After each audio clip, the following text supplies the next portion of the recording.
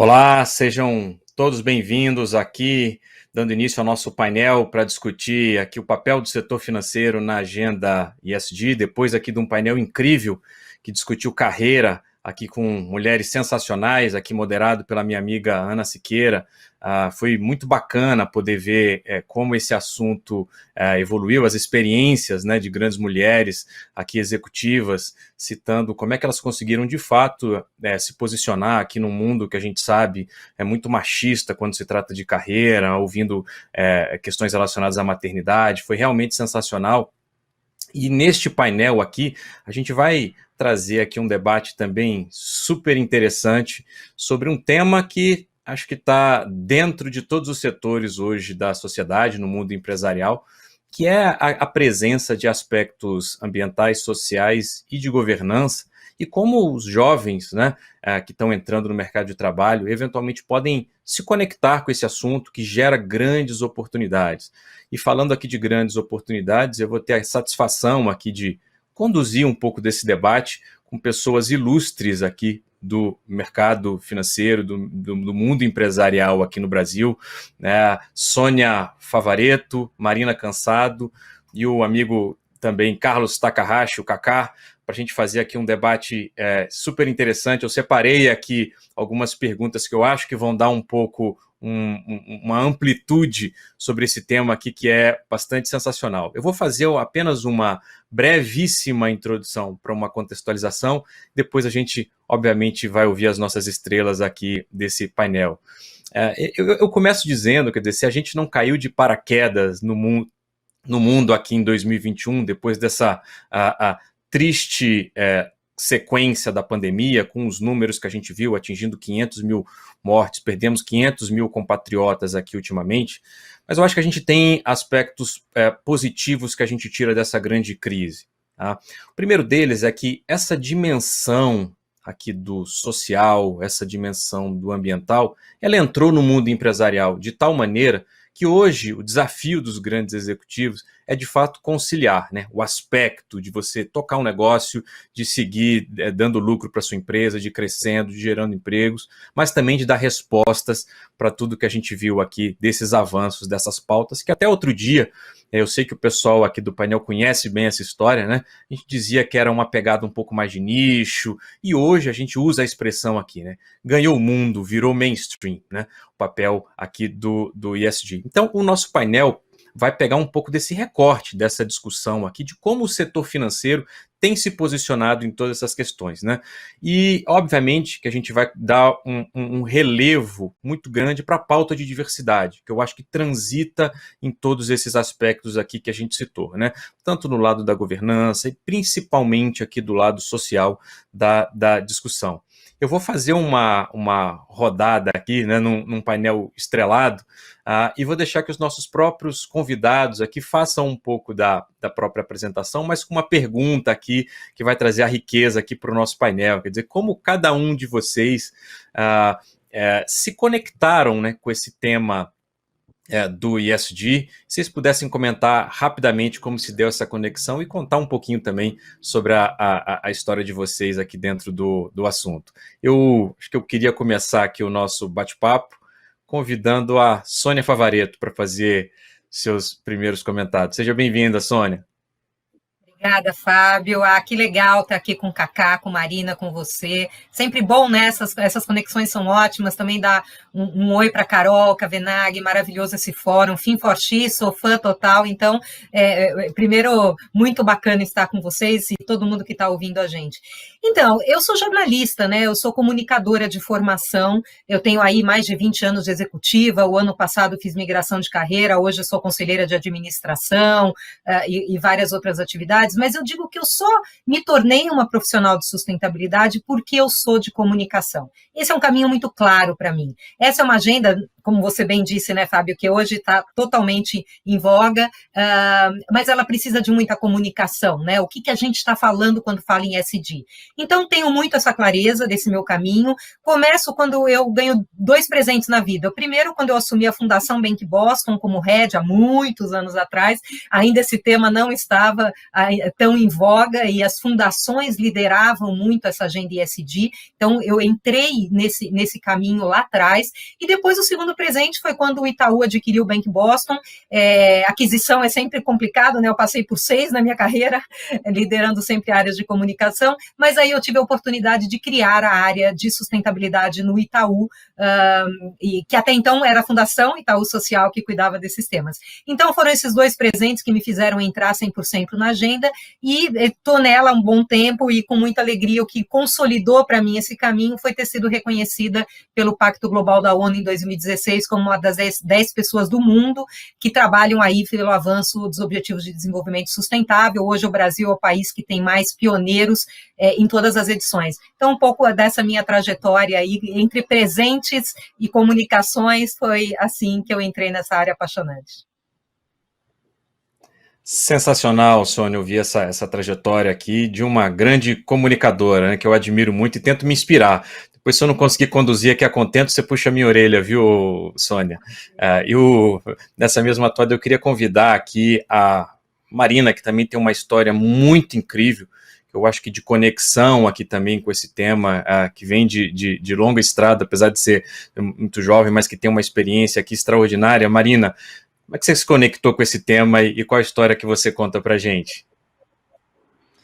Oi, bom dia, pessoal. Um prazer estar aqui com vocês. Muito feliz com essa iniciativa. Parabéns, Carol, Fin4She. Acho que é um fórum super necessário.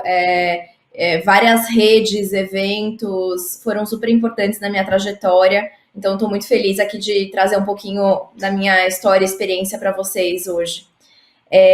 Eu sempre tive, não sei se é uma coisa da minha geração, né? Mas eu sempre tive muita clareza que eu queria, de alguma forma, dedicar minha vida profissional para contribuir, né, para a gente endereçar as questões sociais e ambientais. Então, quando eu estava na GV, entrei na GV em 2006, né, 15 anos atrás, eu não via ainda muito espaço, né, de fazer isso no setor privado. A gente estava num momento muito diferente de país, né? O terceiro setor também estava começando, né? As empresas estavam começando a falar de responsabilidade social. E naquele momento eu falei, bom, se eu quero gerar alto impacto, né? Para onde eu vou? E naquele contexto de Brasil, eu achei que faria sentido começar minha trajetória tentando ajudar o setor público, né? O governo a usar, né, a potência, a escala, de uma forma mais inovadora. Então, eu fundei com alguns amigos o Telos, que é uma organização que existe até hoje, mas a gente começou lá em 2008 a levar inovação, design de serviços, design thinking para governo, né, ajudando, de fato, a se repensar políticas e serviços públicos.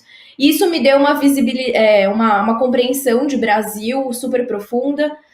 Acabou que lá por 2013, 2014, eu fui convidada para desenvolver o programa de educação financeira do Bolsa Família, e isso fez com que eu viajasse aí centenas de municípios, dormindo e comendo na casa de famílias, né, ali do Bolsa Família, e isso me aproximou, né, do tema de educação financeira, mas, de novo, né, me ajudou a compreender, né, o Brasil aí na sua profundidade.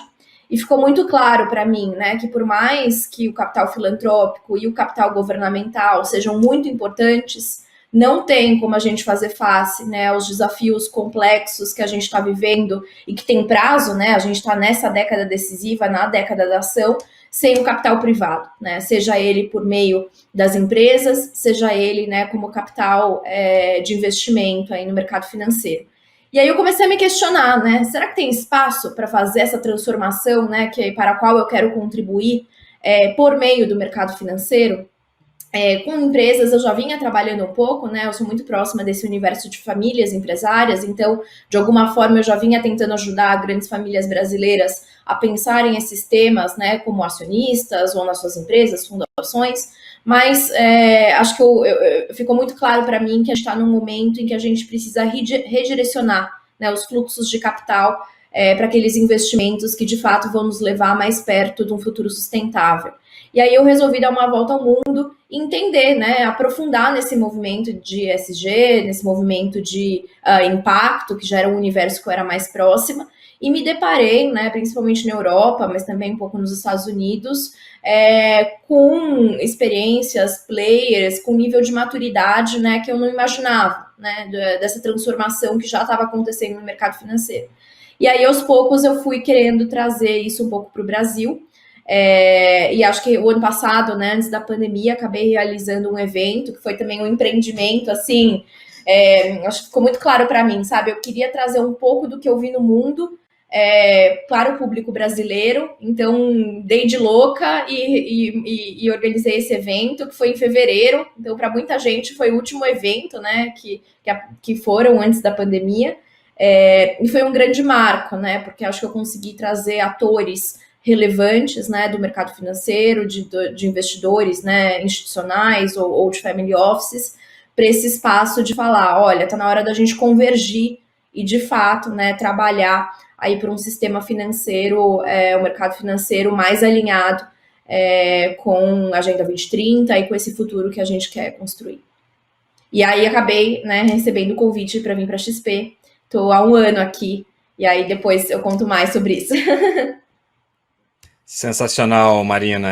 É realmente uma trajetória de sucesso que eu acho que se conecta muito com o público que está assistindo com a gente aqui. Eu vou explorar essa vertente aqui nas nossas próximas rodadas, que eu acho que todos vocês acho que têm um pouco para contribuir, exatamente para quem está assistindo a gente, né?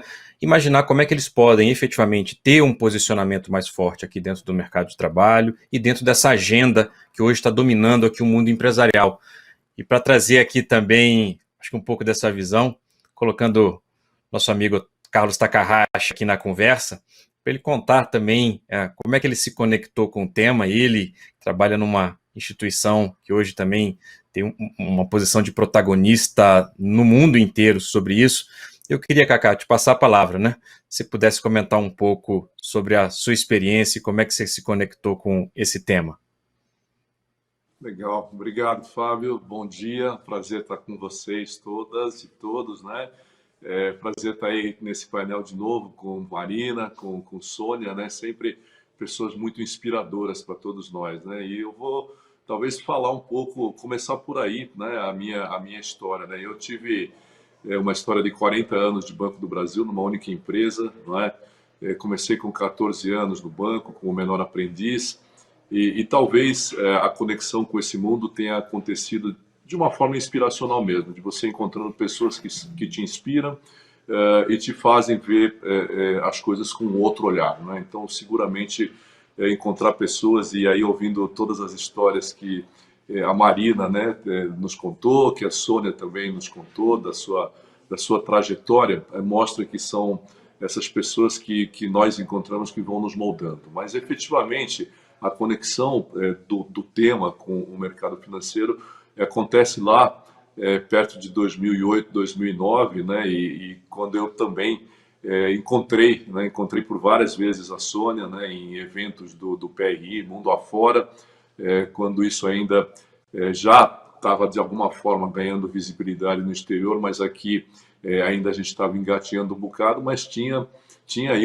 algumas pessoas, né, movidas por um misto de aspiração, inspiração e muita vontade, procurando engajamento nesse mundo, né? Então, e aí, na época eu já estava na gestora de fundos do Banco do Brasil, na BBDTVM, isso nos estimulou muito, inclusive, a tornar a BBDTVM signatária do PRI. A Previ já era uma das signatárias, o Fundo de Pensão do Banco do Brasil já era uma das signatárias fundadoras do PRI, e aí nós fomos juntos e também nos tornamos signatários. E aí seguimos ali, trabalhando o tema na BBDTVM e assim por diante. Lá descobri o quanto a governança é relevante. Foi um período bastante complexo que eu passei por lá, no Banco do Brasil, de 2007 até 2015. E quando eu me aposentei, né, aí as pessoas brincavam muito comigo, falavam, Kaká, poxa, mas você aí fez uma carreira bacana no banco, tal, o que você vai fazer daqui para frente, assim por diante? Muitas pessoas acho que já ouviram essa minha frase, né, mas eu eu comentava, olha, eu sigo adiante se eu encontrar projetos que valem a pena, com muito propósito e, sobretudo, com boas pessoas ao meu lado, né? Então, e foi assim que esse intervalo, né, de aposentado me levou de volta à vida executiva, quando aí sim eu me tornei responsável pela operação da BlackRock aqui no Brasil, e aí eu encontrei esse ambiente de bons projetos, bons propósitos e boas pessoas, que no final das contas é o que dá a base para que a gente tenha uma agenda que é um pouco do que a gente vai falar, uma agenda em que a gente tenha respeito ao ambiente, respeito às pessoas, tenha boa governança e que isso seja capaz, aí sim, de gerar os resultados que as pessoas esperam, os resultados que os stakeholders, né, como um todo, esperam, e esses resultados, sim, estão atrelados a aspectos econômicos. Então, essa é um pouco dessa longa história de 40 anos, mas que se resume em dois momentos muito relevantes, mas, sobretudo, muita inspiração e muitas pessoas boas pelo caminho. Muito bacana, eu acho que a gente já conseguiu ter uma dimensão do peso aqui desse painel, e eu vou fazer uma abordagem aqui, eu acho que do geral para o específico, até para a gente contextualizar para o nosso público por que esse assunto ganhou tanta visibilidade. A gente fala, né, que agora é muito difícil você dar um passo atrás, né, de falar que os negócios serão feitos daqui para frente num modelo mais antigo, ou seja, sem considerar todas essas novas dimensões do que a gente está vendo aqui. Acho que para contar um pouquinho dessa história de por que esse tema, essa história do ESG ganhou tanta relevância, principalmente no mundo pós-pandemia, eu queria convidar a Sônia para contar um pouco de como você enxerga tudo isso, Sônia. Você que é uma das precursoras aqui do tema sustentabilidade aqui no Brasil, acompanhou aqui o avanço de várias das fases aqui do assunto no Brasil e no mundo. Como é que você avalia, ou pudesse explicar aqui para o nosso público, essa relevância que o tema ganhou aqui nos últimos meses, Sônia?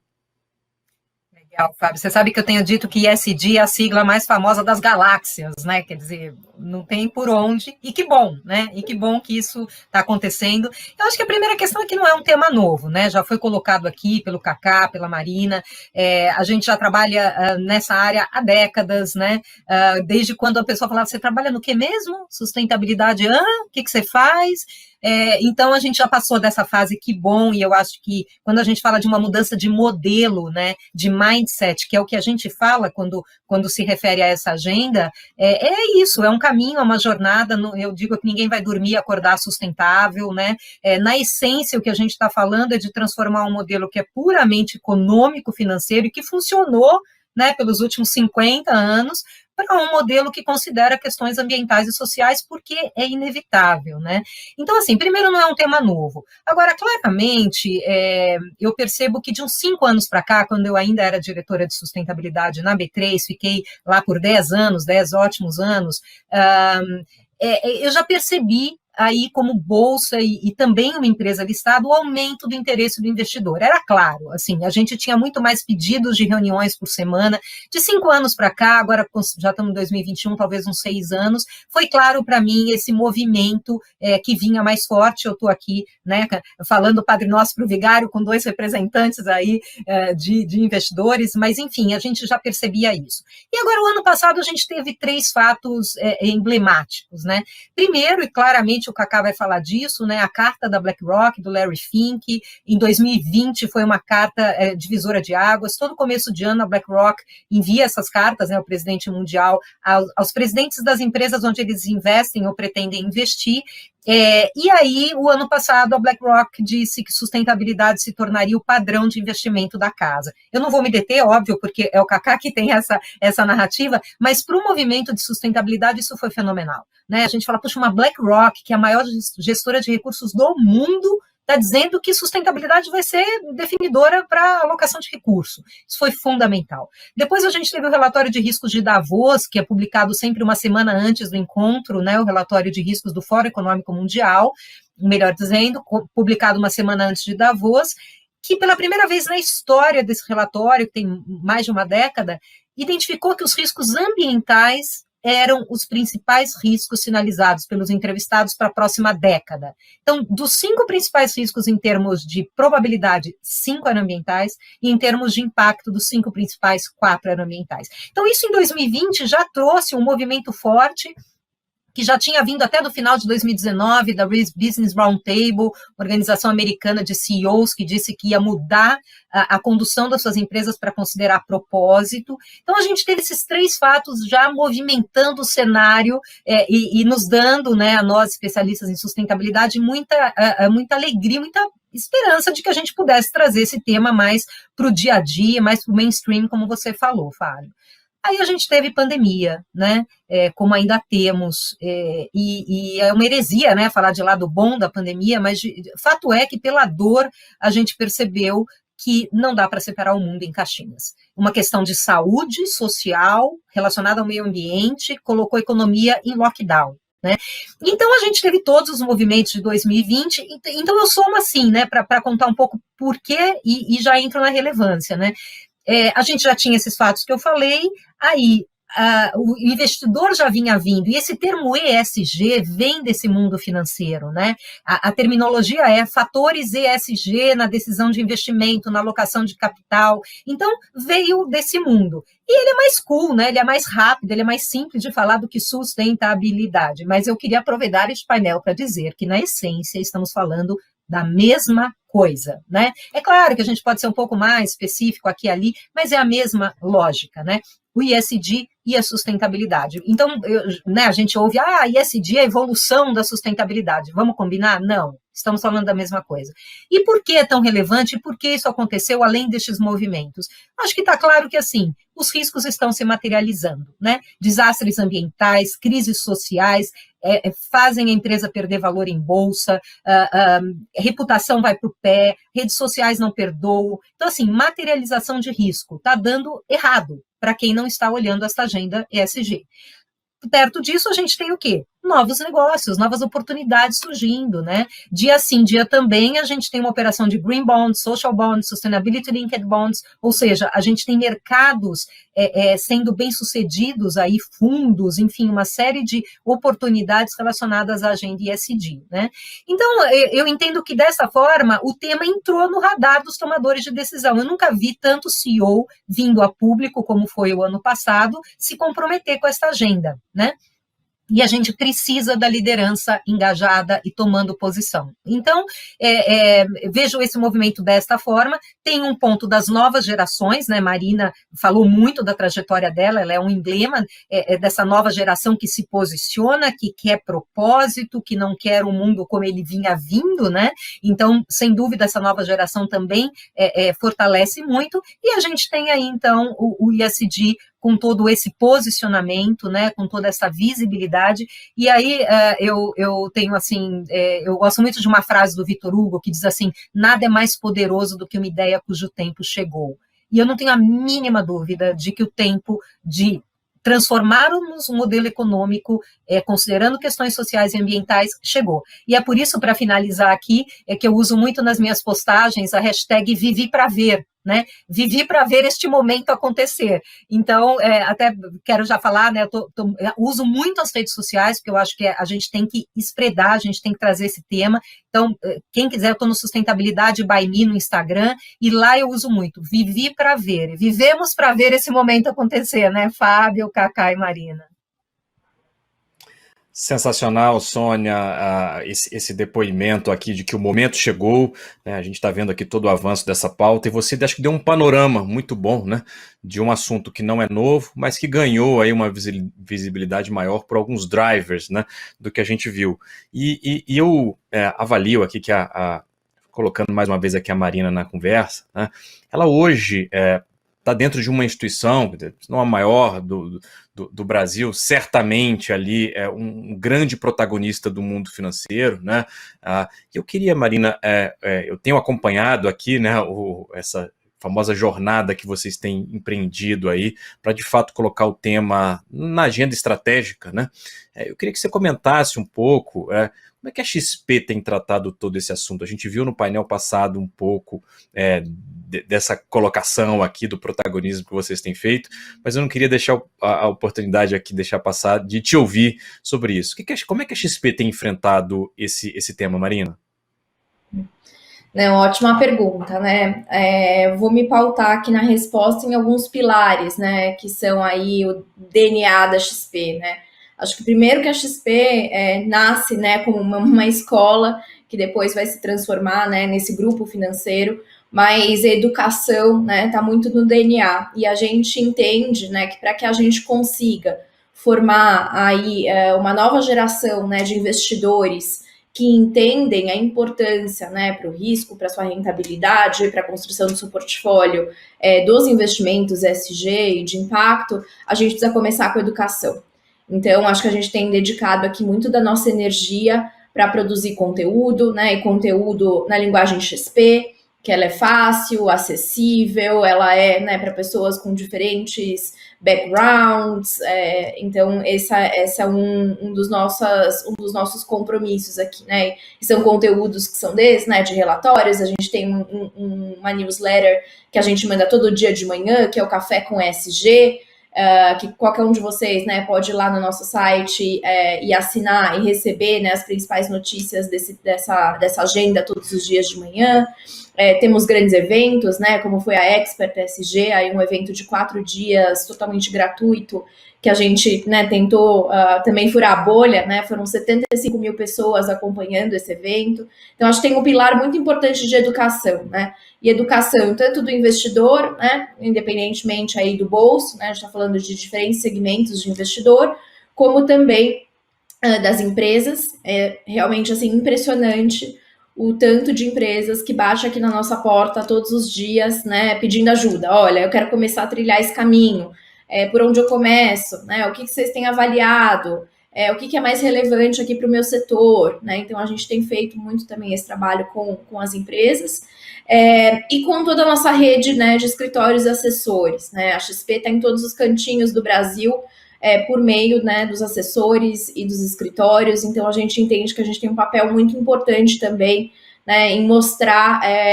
que o ESG, né, é o futuro do mercado financeiro, e como, né, na prática ajudar, né, o cliente a compreender e aí aos poucos movendo, né, suas carteiras, seus portfólios nessa direção.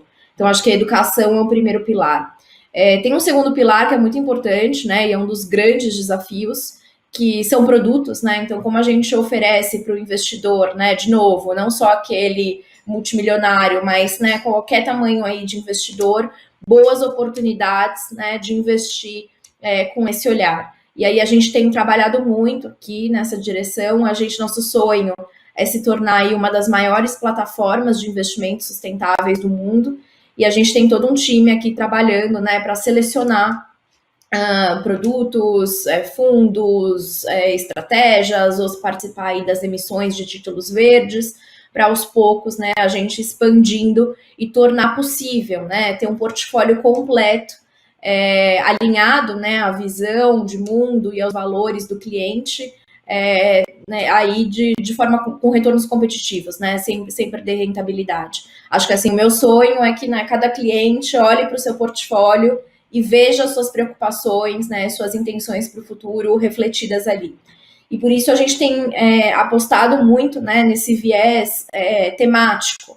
Né? Na nossa visão, ESG é uma forma de melhor preparar, melhor posicionar o seu portfólio, né, tanto para os choques, né, dado aí essas mudanças aceleradas, né, que a gente está vivendo no mundo, mas também como uma forma de você se antecipar e capturar valor dessas novas indústrias, dessas novas soluções, dessas novas tendências que estão moldando o futuro.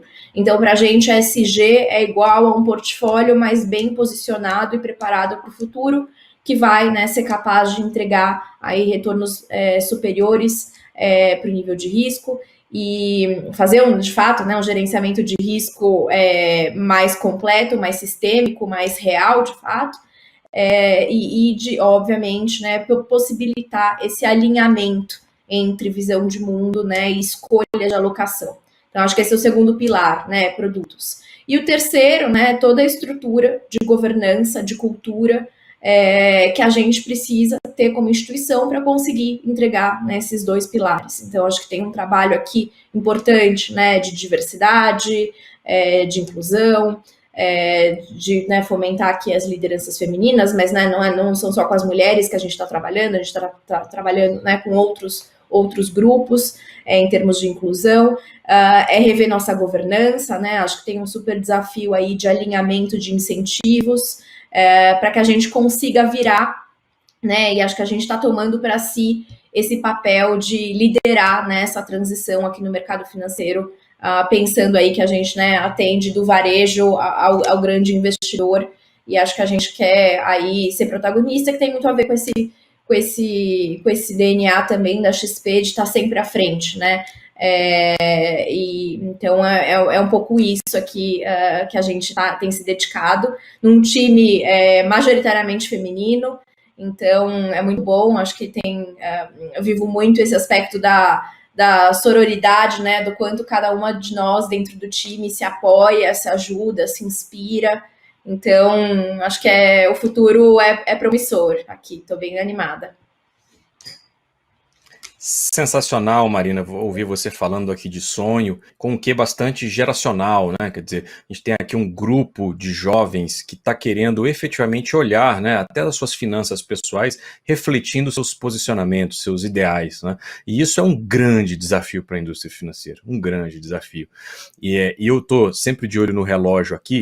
Eu vou convidar o nosso amigo Kaká, né, que a Sônia já deu um pouco da deixa aqui, né, o CEO global da BlackRock tomando posicionamento assim, bold, né, posicionamentos efetivamente transformacionais, né, de negócios nas empresas onde são investidas, colocando esse assunto aqui no radar, mas até em benefício do tempo, Cacá, eu vou pedir porque você obviamente comente aqui o posicionamento da BlackRock, já antecipando também uma pergunta que todo mundo quer ouvir. Eu vou fazer a mesma pergunta aqui para as nossas para as outras duas panelistas, né? Quer dizer, um pouco de competências, né, que o jovem hoje eventualmente pode ter, até para aproveitar, né, quer dizer, a entrada no mercado de trabalho, um mundo aqui que está pleiteando por conhecimentos, né, aqui nesse mundo do ESG. Então, Kaká, você fica à vontade para comentar um pouco do papel global de posicionamento que a BlackRock atuou, e já te pedindo também para dar aqui uns conselhos profissionais aqui para os jovens que estão nos ouvindo, como é que eles podem aproveitar essa onda aqui para, de fato, entrar nesse mercado de trabalho com posicionamentos aqui no mundo do ESG, Kaká?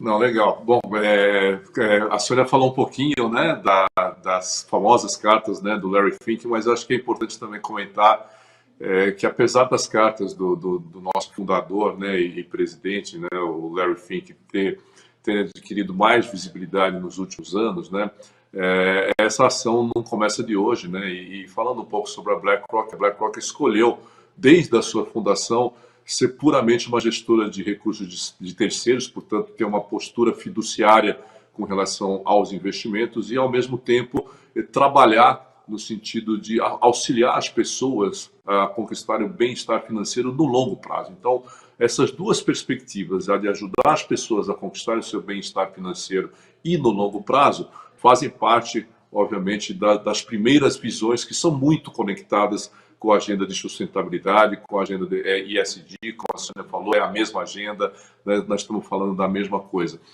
E no final das contas, a crise de 2008 foi um fator decisivo para que o Larry Fink começasse a se manifestar de uma forma mais contundente a respeito da necessidade de nós utilizarmos boas práticas, bons propósitos para chegar aos resultados econômicos e financeiros esperados pelos investidores. Como vocês bem se lembram, a crise de 2008 começa com pirâmides financeiras, com estruturas alavancadas, que traziam dentro delas falta de transparência e uma série de outras coisas. Então, tudo isso aflorou, né, depois da crise de 2008, e aí sim o Larry Fink começou a enviar suas cartas para os CEOs, para as pessoas que têm a caneta, né, de decisão junto às empresas. Esse é um ponto também que eu tô aqui usando tomando a liberdade de usar uma frase que a Sônia gosta de usar bastante, faz muito sentido, e o Larry começou então a enviar para as pessoas com poder de decisão dentro das companhias as cartas, porque também ele entendeu que uma forma de uma gestora induzir e influenciar esse mundo seria através das empresas nas quais a BlackRock investe. E, portanto, aí começaram as cartas. Essas cartas começaram, claro, com um conteúdo muito inspiracional, falando muito de necessidade de ter um propósito, de você ter uma visão de longo prazo e assim por diante. E isso foi navegando para outros temas, até que em 2020, aí sim, a Marina já falou um pouco sobre isso, né? Mas que o mesmo conceito levou o Larry Fink a escrever de uma forma muito clara que governos, setor público, enfim, não estão dando conta de tocar essa agenda e, portanto, o setor privado tem um papel muito relevante em mover a agenda para um mundo melhor adiante e, portanto, era necessário que a gente incluísse na pauta as questões ambientais, sociais de governança e já na época com um reforço muito grande nas questões ambientais, como sendo um tema que nós, às vezes, entendemos como um pouco intangível, mas que eles efetivamente possa acontecer. E aí, na última carta, aí sim, o Larry Fink abordou de uma forma muito, muito clara o alerta com relação às mudanças climáticas, no sentido de a gente ter que efetivamente começar a implementar as medidas necessárias para reduzir a temperatura, e aí sim veio a meta clara de em 2050 nós temos que buscar o net zero de emissões de carbono. Então, é um pouco de vamos da inspiração para a execução, vamos realizar aquilo que nós estamos falando que precisa ser realizado, e é essa caminhada que a BlackRock escolheu, e como caminho de indução, é claro, as cartas do Larry Fink com um instrumento super relevante, e aí só a Sônia brincou, né, que essa narrativa seria da BlackRock minha, não, essa narrativa é pública, então quanto mais pessoas se embasarem nessa narrativa para que esse tema ecoe, tanto melhor, né? Então, essa é um pouco a história da BlackRock, né, no universo ESG.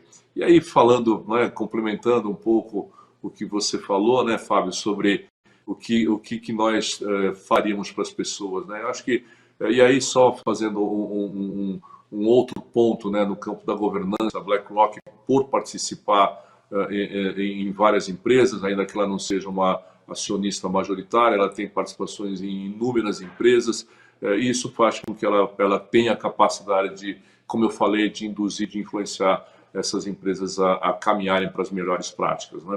E as melhores práticas começam, claro, entre outros aspectos, nos organismos de decisão, nos conselhos de administração, na diretoria executiva das empresas. A BlackRock ela é muito clara, então todo ano ela define prioridades que ela gostaria que os conselhos adotassem. Uma das principais prioridades que elas é uma prioridade permanente, né, quando a BlackRock se busca o engajamento e o voto junto às empresas, é exatamente a diversidade. A diversidade enquanto uma perspectiva de você ter diferentes olhares, diferentes sensibilidades com relação aos diversos temas que a empresa tem que conduzir, para que com isso você consiga alcançar melhores resultados e que propicie a empresa realizar o seu planejamento de longo prazo. Então, esse é um tema muito importante. E aí, conectando um pouco, né, com esse ponto que você colocou, o que a gente poderia falar seria relevante para as pessoas que estão aqui nos ouvindo, para se envolverem com uma carreira nesse sentido, para buscar um posicionamento profissional, porque muita gente com certeza está vendo isso como um momento super bacana, que você junta propósito com a profissão. Isso é algo fantástico, mas eu diria assim, primeiro, coragem, né? Coragem. Segundo, levante a mão, tem que buscar conhecimento sim, mas sobretudo tem que levantar a mão e falar, eu estou aqui, tem que buscar visibilidade, tem que buscar conexões no mercado. Isso tudo é muito importante, tão importante quanto as habilidades e competências técnicas, né? Mas, sobretudo, dizer, eu estou aqui e quero participar disso, quero ajudar a empresa, essa empresa a se movimentar nessa direção e consolidar isso. E uma coisa que eu sempre falo, a gente tem que sempre ter muita coerência e visão de longo prazo. Coerência e visão de longo prazo. Por que coerência? Coerência, o resumo em uma palavra, walk the talk, é coerência. É você executar aquilo que você fala. Não é? Então, para o profissional, isso é extremamente relevante. Então, aliar conhecimentos e habilidades com a coerência é fundamental para que você construa aí uma carreira bacana.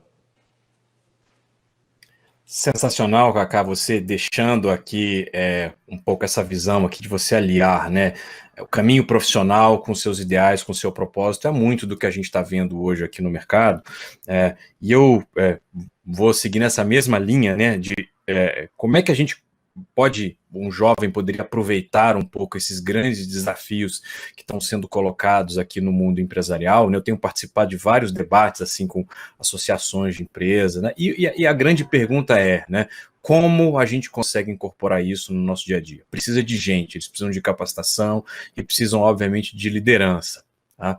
E eu nesse mote aqui, né, de como é que jovens aproveitam essas oportunidades, mas também aliando aqui essa discussão aqui sobre o público feminino, né, ganhando espaço na sociedade, Sônia, eu queria que você, assim, num tom mais pessoal, pudesse trazer a sua visão de dificuldades pelas quais você acabou enfrentando ao longo da carreira e, mais uma vez, né, como é que o jovem aproveita todo esse movimento que você citou aqui na nossa primeira rodada, Sônia? Vamos lá, né? Eu acho assim. Você trouxe duas palavras que eu tenho usado muito quando a gente fala de desafios nesse caminho, que é conhecimento e liderança, né? Eu acho que a gente tem que se informar, a gente tem que estar sabendo o que está acontecendo no mundo, quais são os caminhos, e para quem quer ingressar, né, quem quer ir para essa área ESG, sustentabilidade, de fato se informar e buscar esse conhecimento. Então, eu acho que esse é um primeiro ponto, e é interessante porque, às vezes, quando você faz isso, você começa a perceber situações que você não tinha vivido. Vou dar um exemplo aqui, né, dos famosos vieses inconscientes, né. Ao longo da minha carreira toda aí, mercado financeiro de capitais, eu recebi muitas vezes essa pergunta: mas como é ser mulher no setor financeiro? Uma vez uma funcionária minha, interessantíssima, uma negra maravilhosa, ela virou para mim e falou assim: como é usar cabelos cacheados sendo diretora de uma bolsa? Eu fiquei olhando para ela assim, eu não entendi a pergunta. Eu falei, eu pensei, né, é o meu cabelo. Só que o meu cabelo era diferente do que significou o cabelo dela a vida inteira para ela, um cabelo afro, né? Como é que ela foi vista dessa forma? Então, essas questões começaram a vir para o meu consciente, né? Que existem esses fatos, né? Então, eu acho que o conhecimento nos ajuda a nos tornar atentos, né? Um outro fato muito rápido, eu sei que o nosso tempo está caminhando, eu participei de uma reunião com um vice-presidente, o meu vice-presidente à época, de uma empresa que eu trabalhei, estávamos ele, eu e um funcionário meu, e tratando de um tema muito forte. Ele olhou o tempo todo para o funcionário, o tempo todo da reunião, ele não dirigiu o olhar para mim em nenhum momento. Aí eu saí dali, eu falei, será que é impressão minha? Eu perguntei para o meu funcionário, eu falei, ele não olhou para mim? Ou é impressão minha? Aí ele estava super constrangido, ele falou, ele não olhou para você, ele só olhou para mim. Então, em algum local do inconsciente desse vice-presidente, aquela decisão passava pelo olhar masculino e não pelo feminino. E ele não fez isso por mal. E eu, quando eu encontrar, eu vou contar isso para ele, porque eu continuo tendo contato para ele, porque ele não deve ter percebido. Então, assim, eu acho que a principal dica é a gente estar atento, estar atuante, né? E aí vou pegar um caminho rápido aqui das competências, eu acho que o Kaká falou elas muito bem. Eu queria citar para vocês, tem um estudo do Seeking New Leadership. Ele é do Fórum Youth Young Global Leaders, do Fórum Econômico Mundial, pegando aqui minha cola. E olha que lindas competências eles estão falando dessa nova liderança, dessa nova geração.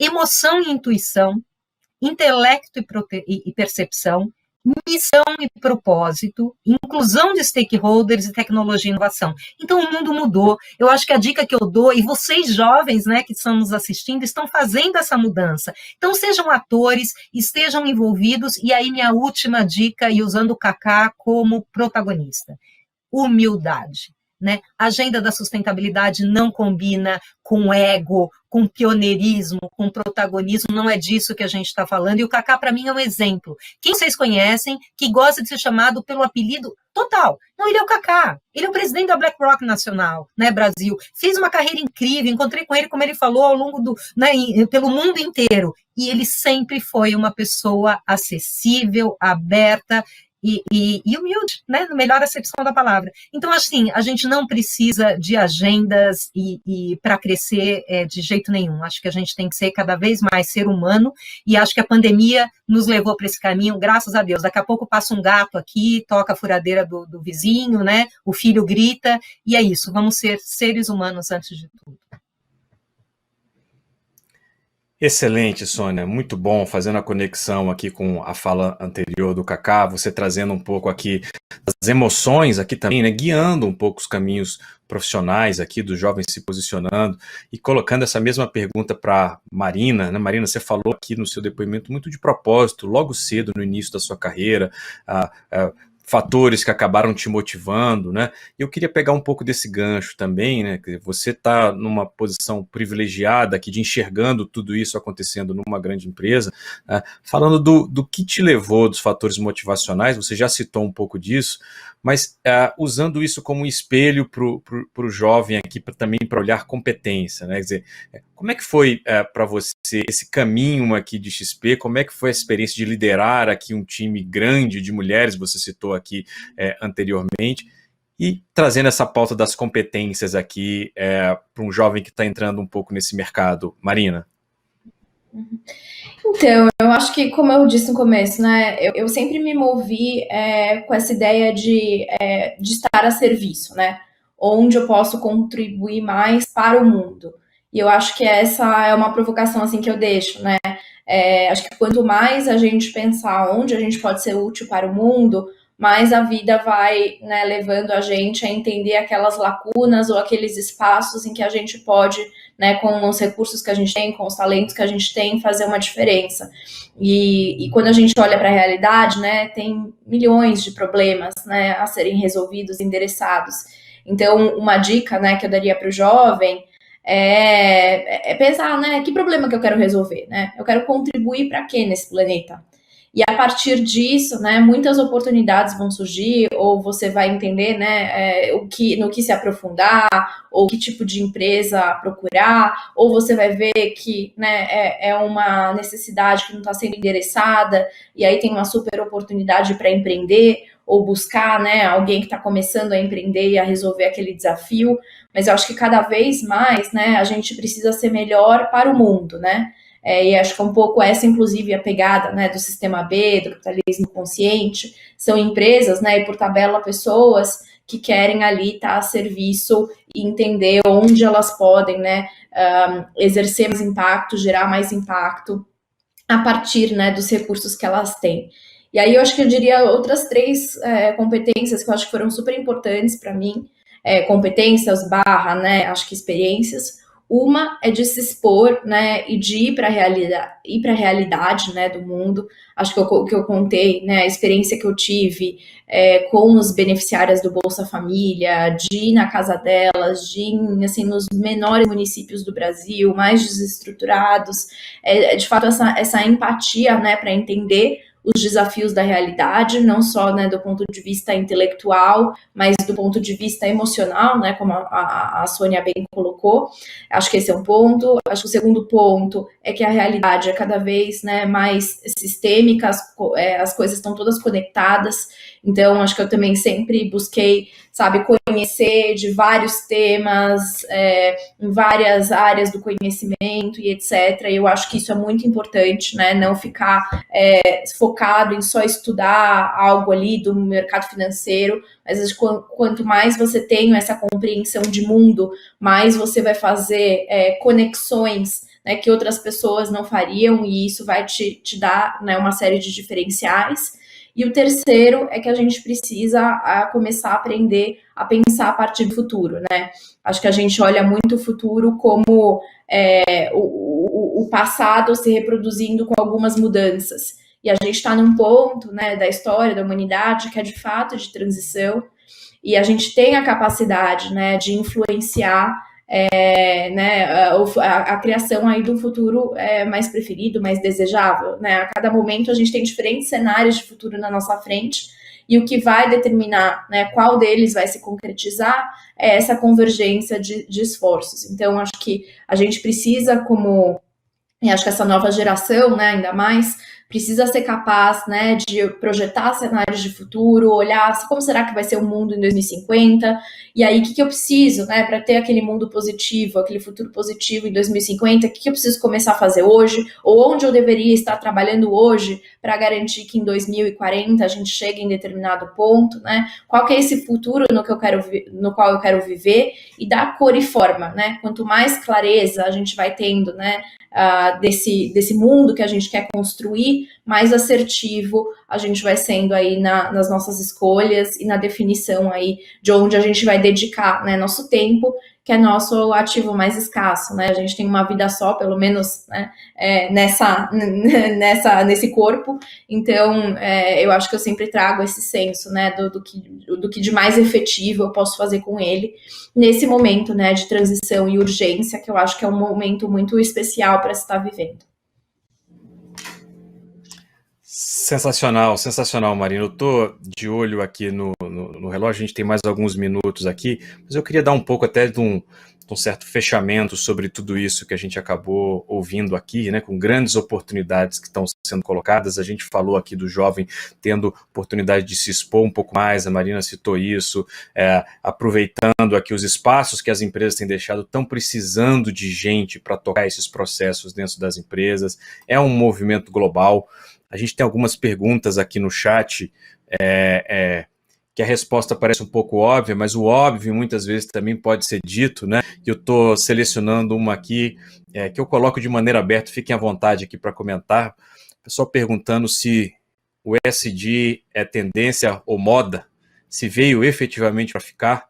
Tem volta tudo isso que a gente está vendo aqui no Brasil e no mundo, meus queridos? Fiquem à vontade.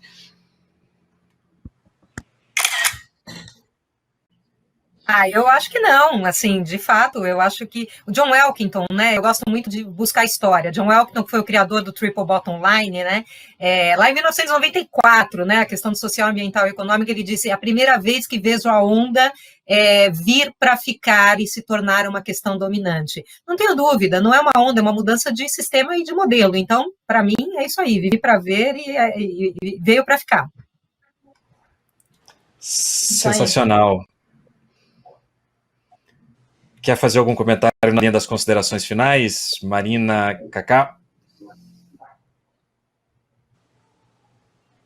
Vai lá, Cacá. Vamos lá. Não, bom, primeiro, só vou pegar aí a fala da Sônia, né? E de fato, eu sempre comento que é uma jornada, né? A jornada não tem fim, não é? Da mesma forma como nós começamos, e felizmente essa talvez um dia tivesse sido uma rua, uma pequena rua, a gente não conseguia encontrar saídas, não conseguia, mas enfim, nós agora estamos numa estrada e é uma jornada interminável. O único ponto que eu diria, assim, é uma jornada que tem urgência, né? Então nós precisamos ser muito rápidos com muitas coisas que precisam acontecer, porque de fato nós estamos vivendo um planeta que precisa de muita coisa, né? Precisa da ajuda de todos nós para que ele continue sendo esse planeta incrível por muitas e muitas gerações. E para isso nós precisamos cuidar adequadamente das coisas ambientais, precisamos cuidar. Marina falou muito, né, super bacana, desse lado social, desse lado da inclusão, e nós precisamos trabalhar muito isso também, com certeza. Então, felizmente, não é o que a Sônia falou, é uma jornada que está aí, não é onda não, é uma jornada que veio para ficar, mas vai demandar da gente muita disciplina, muita persistência e muita velocidade, senso de urgência. E aí eu diria para as pessoas, né, que estão nos vendo, que cada uma, né, muitas pessoas falam às vezes da BlackRock, falam muito um pouco da minha história, enfim, mas isso só vai para frente e efetivamente acontece se nós tivermos todos, né? Então eu brinco muito desde daquele chinês na Praça Vermelha, né? Então aí eu falo muito, né? Desde essas pessoas que com toda a coragem do mundo, se jogam na frente disso para que as coisas mudem, até grandes corporações. Então, essa é uma agenda de todos e todo mundo tem uma importância muito grande nisso, porque, acima de tudo, acima de uma agenda de mercado financeiro, ou melhor, antes de uma agenda de mercado financeiro, antes de uma agenda de mundo corporativo, é uma agenda de todos nós como cidadãos que estão nesse planeta. Sensacional, Kaká. Marina, suas considerações finais? Não, acho que foi um prazer estar aqui com vocês. E acho que eu diria isso, né? Essa reflexão constante de que mundo a gente está construindo por meio das nossas ações, das nossas escolhas, dos nossos investimentos.